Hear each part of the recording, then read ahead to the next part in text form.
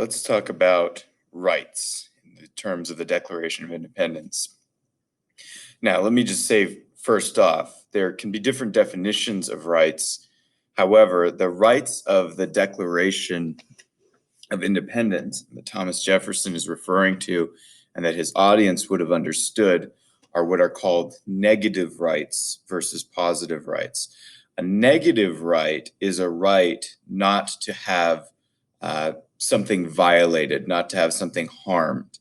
It is not a right to something positive, to something that must positively be provided for you. Like there's a debate about something like a right to health care or access to education or something of that nature. It's not a right to services that others must provide or a right to the labor of others in some way. These are rights that are to be left alone, that are to be untouchable. This is what Jefferson refers to as unalienable rights. So from last time, we talked about the nature of equality, and because Jefferson's presupposition is that all people are created equal inherently, that by virtue of the fact of being human, there are expectations.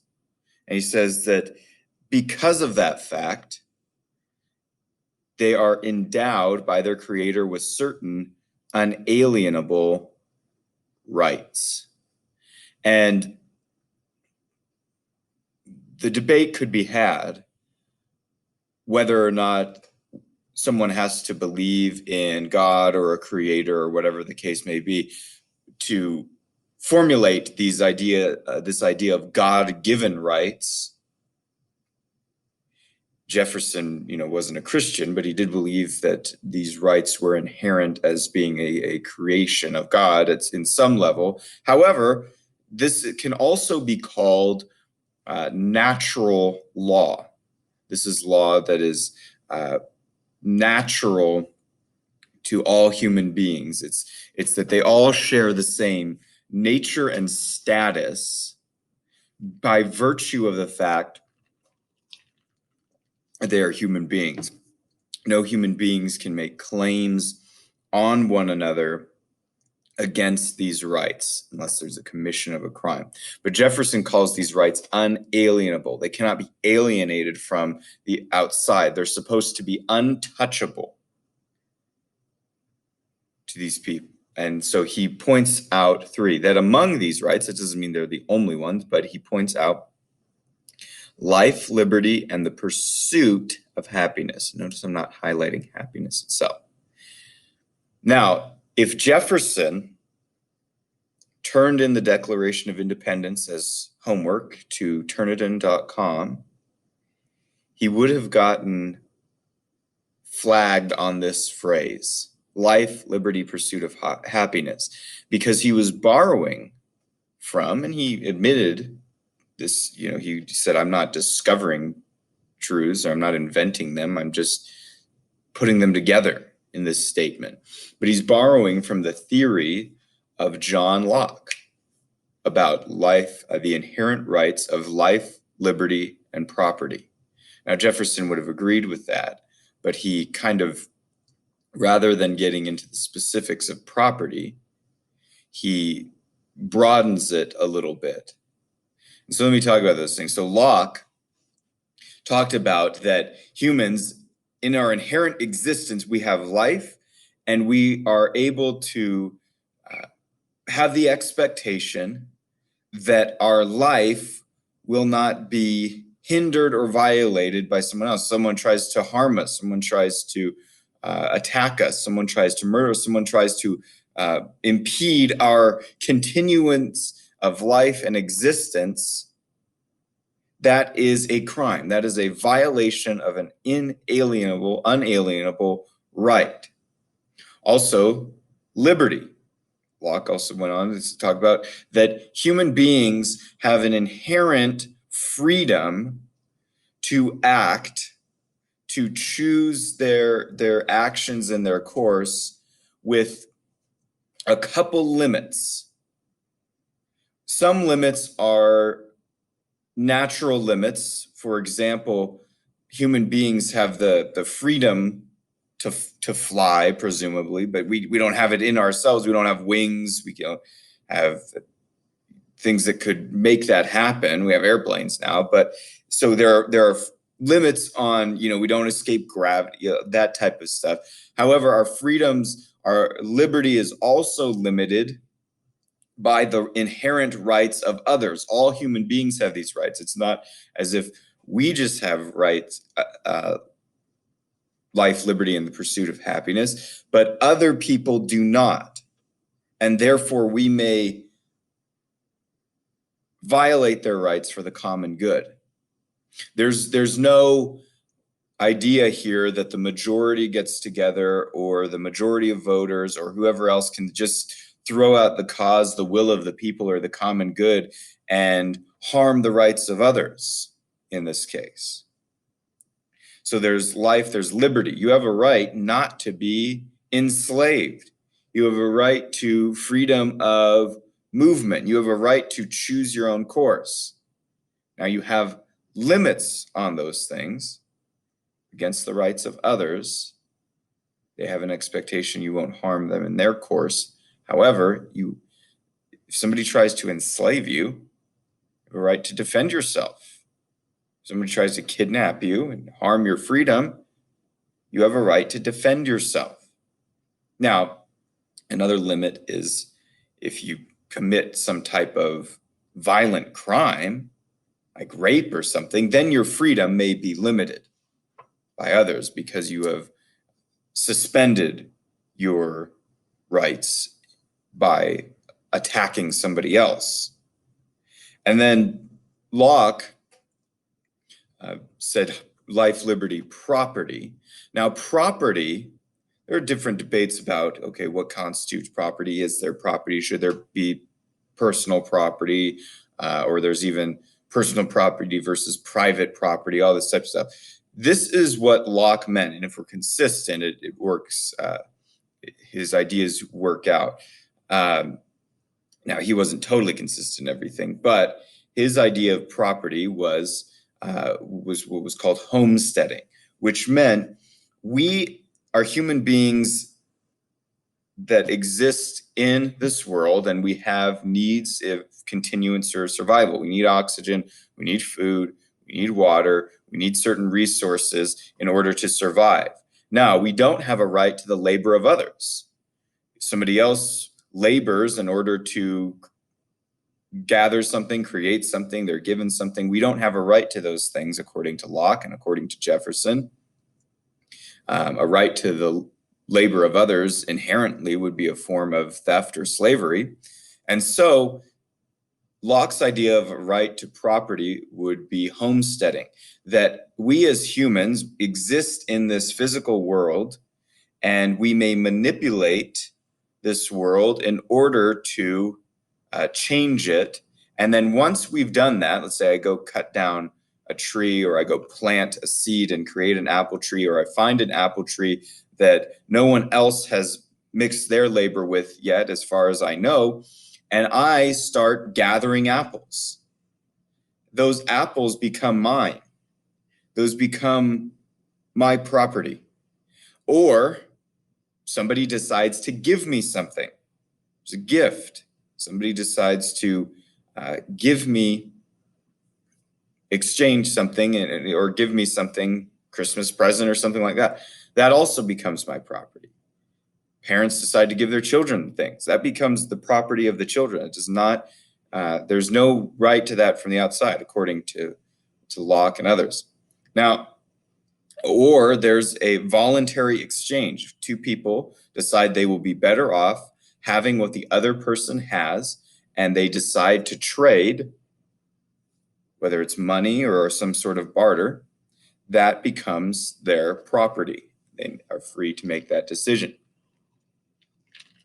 Now, Jefferson broadens this out a little further, and it says, look, I'm going to sum that idea of property up in pursuit, that not only do you have a right to property, but I'm going to broaden it out that human beings inherently ought to have a right to choose their own pursuits. And he assumes that they're pursuing some sort of happiness, which makes sense. But they're pursuing that, and they may choose that course limited by, again, the rights of others. So let me sum up Jefferson's argument here. So his argument, whether you agree with it or not, rights come from God. Now you could call this also natural law, the laws of nature. As nature have laws inherently, you have run into some problems with the theory of naturalism. But anyway, so he argues, number one, rights come from God. This makes us all equal, not in our treatment or not in our abilities or whatever, but in our inherent standing as human beings. He believes that this truth is self-evident, which is obvious, true without having to test or prove it with outside evidence. And then this is hugely important. These rights cannot be rightly violated by people or governments.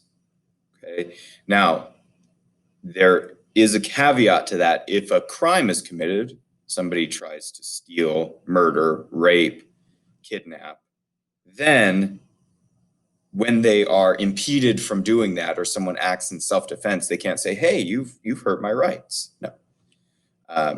And so these were the rights. Now, I've included property in there because he's borrowing from Locke, and I believe that Jefferson would agree with this, but fortunately we can't ask him. Okay. Now, these rights being unalienable, here is the situation which Jefferson has set up, and it lays out some very important expectations and theory, political philosophy of government. Humans are created equal or have equality based on natural law and inherent human dignity, which has the demands, the expectation of the recognition of rights, life, liberty, and pursuit of happiness. Negative rights are to be left alone. Now, here's how the example, my two fingers represent two different people. Let's say this one person sees this other person. He has something that this one wants, okay?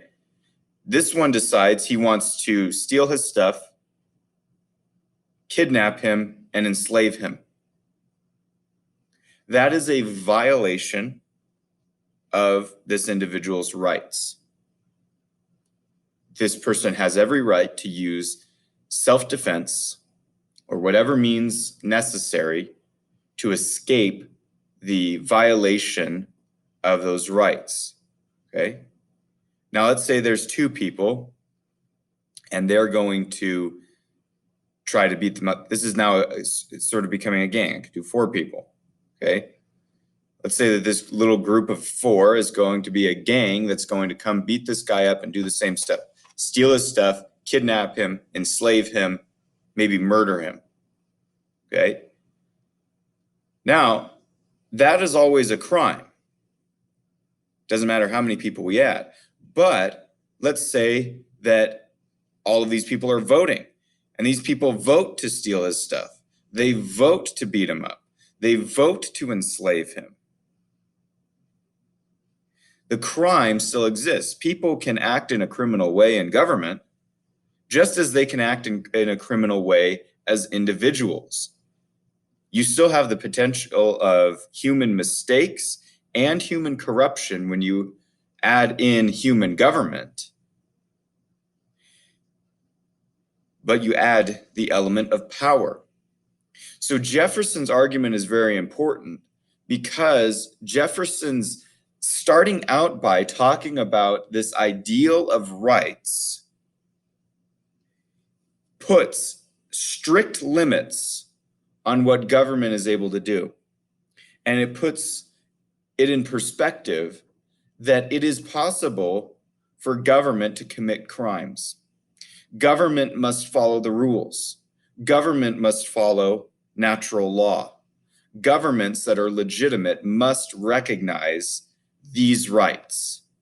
That politicians and governments or those who vote for them are not allowed to commit crimes against individuals.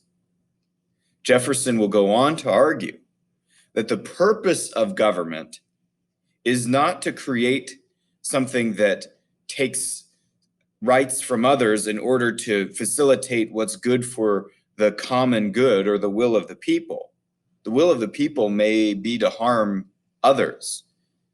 Jefferson's formulation of government will be that government is an idea of collective self-defense, that this one person who was against the gang of four may not be able to defend themselves, but if he's joining together with people, and eventually that becomes some sort of government with laws and expectations of that kind that don't ideally wouldn't violate those rights, that government's purpose becomes collective self-defense, that government's purpose is to protect the rights that Jefferson has mentioned, that is the role, that is the nature and function of a legitimate government, not to be an enterprise to use force against others in order to get to a certain goal.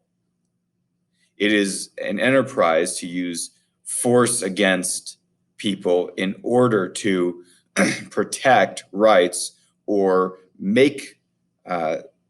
move toward making things right when rights are violated. And so this puts an important expectation on what government is and what it ought to be doing and not ought to be doing. Okay. Now, many may not agree with Jefferson, or they may formulate it differently, or they may agree in part or not at all. But it does set up an important aspect of what becomes a core of one part of American political philosophy, this idea of inherent negative rights that extend not only from us as people to people, but create expectations that the government must also recognize our rights.